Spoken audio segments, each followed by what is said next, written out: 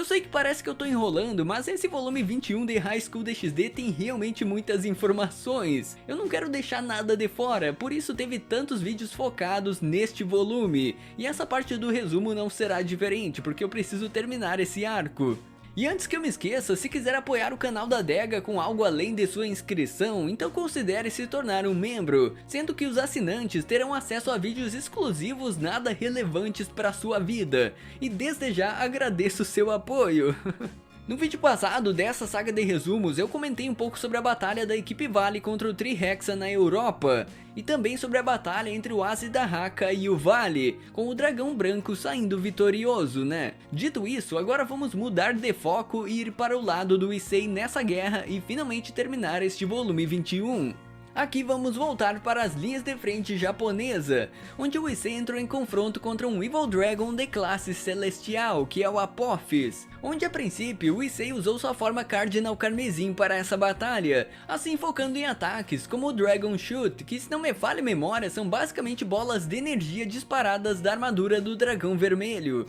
Já em contrapartida, o Apophis usou sua habilidade de manipulação da escuridão para se proteger e atacar o Issei. O início dessa batalha foi algo bem morno, eu poderia dizer. O Issei atacava e o Apophis se defendia com uma certa facilidade, sendo que o Evil Dragon nem se esforçava para contra-atacar o Issei. Mas isso se devia ao fato do Apophis querer que o Issei fosse com tudo desde o início, se referindo à sua nova transformação, que é o Diabolus Dragon God. Apesar do Cardinal Carmesim ser uma forma extremamente poderosa, ainda assim estava longe de causar algum dano significativo no Apophis. Eu também não entendi porque o Issei não foi com tudo desde o início. Claro, tem o fato que o protagonista precisava poupar energia para enfrentar o Tri-Hexa, tem esse fato. Mas você não iria enfrentar o dragão do apocalipse se fosse morto contra um Evil Dragon, né? Tem isso também. No entanto, como esperado, no clímax da batalha o Issei usou seu Diabolus Dragon God. E aqui se confirma mais uma vez que o protagonista com absoluta certeza está no nível de um demônio de classe suprema, pelo menos usando essa forma. Assim que o Issei ativou o poder do infinito, nenhum dragão de classe celestial conseguiu conter todo o poder do Diabolus Dragon. E com uma combinação do Infinite Blaster e do Longinus Smasher, o Issei foi capaz de vencer o poder da escuridão do Apophis, e por fim ceifou a vida desse Evil Dragon, colocando um ponto final nessa batalha. Mas é como eu falei, ganhou a batalha, mas não a guerra ainda. Bem, com isso, finalmente chegamos ao clímax do volume 21, sem qualquer descanso o Issei acaba se juntando ao Sarzex, para tentar dar um fim de uma vez por todas ao corpo do Tri-Hexa, né, ao corpo da frente japonesa.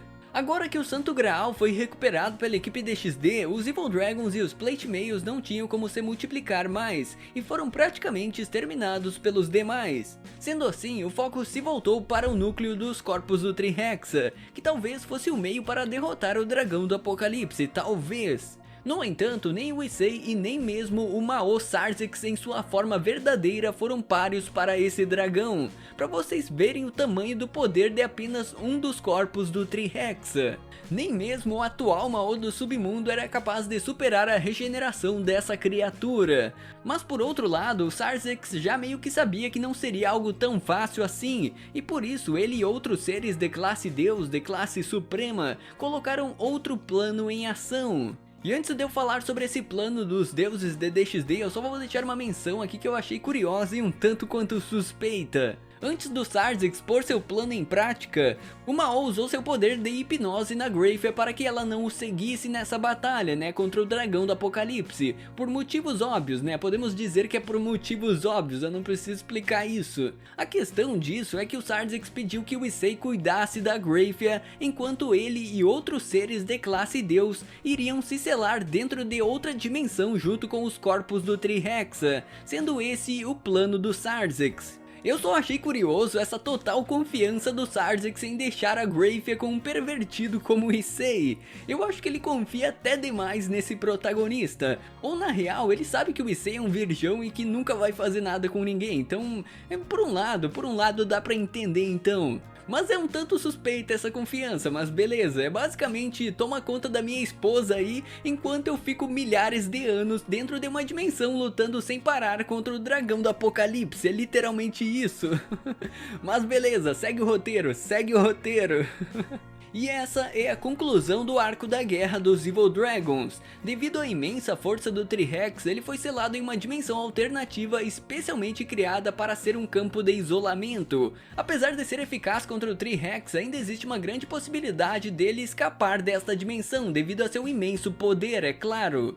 E para contrariar isso, vários deuses de várias mitologias e outros seres de mesma força foram selados juntos com o T-Rex, a fim de reduzir constantemente o seu poder de combate. De acordo com os cálculos da Rose Wise, seriam necessários pelo menos alguns milhares de anos ou talvez 10.000 anos para derrotar completamente o T-Rex, para tu ter uma ideia. Simplificando, os deuses se selaram junto com o T-Rex para lutar com ele até o dia que não restar mais nada do dragão do Apocalipse. Por fim, esse conflito causou uma perda histórica de poderes em todas as mitologias, especialmente as forças de combate do céu e do submundo, que diminuiu significativamente, né? A força de combate que as três principais facções trabalharam arduamente para recuperar após a Grande Guerra estava mais uma vez esgotada, por causa dessa guerra contra os Evil Dragons e o T-Rex. E com o fim das batalhas, tanto Vale como o Issei foram reconhecidos como futuros candidatos a super demônios, assim como era o Sarzix, sendo candidatos ao futuro posto de Mao do submundo. Além de que finalmente o Issei foi aprovado como um demônio de classe alta, sendo assim, agora o Issei poderá ter seus próprios servos ou servas no caso. E devido à perda de vários demônios de classe suprema além do Mao Sarzix, foi feita uma proposta de expandir os postos de grandes satãs do submundo, para mais exatamente um sistema com 7 grandes satãs, que seriam os responsáveis pelo submundo atual, tendo como principal cabeça o Ajuka Beelzebub, então eles estavam em boas mãos, por assim dizer. Bem, com o fim da guerra, para aliviar um pouco a tensão que ficou entre as facções e cultivar seres poderosos para lutar contra ameaças futuras, foi organizada a Copa Azazel, um torneio de rating game no qual todas as facções poderiam competir, seja anjo, anjo caído ou demônio, ou até mesmo seres de outras mitologias. Sendo essa Copa Azazel um torneio que começará no próximo volume, então eu não vou entrar em detalhes neste momento. E esse é o fim do volume 21 e da Grande Guerra dos Evil Dragons. Foi o arco mais longo de DXD até este momento, que posso dizer que afetou todo o universo da obra pela perda momentânea de tantos seres poderosos. E antes que eu me esqueça, fique até o final do vídeo que tem um pequeno extra neste vídeo ainda. Provavelmente semana que vem já vou iniciar o volume 22 da obra. Então no mais, era basicamente isso por hoje. Inscreva-se, confira o sininho e como encerramento deste vídeo, vou deixar em tela quem foram os seres que se selaram junto com o T-Rex.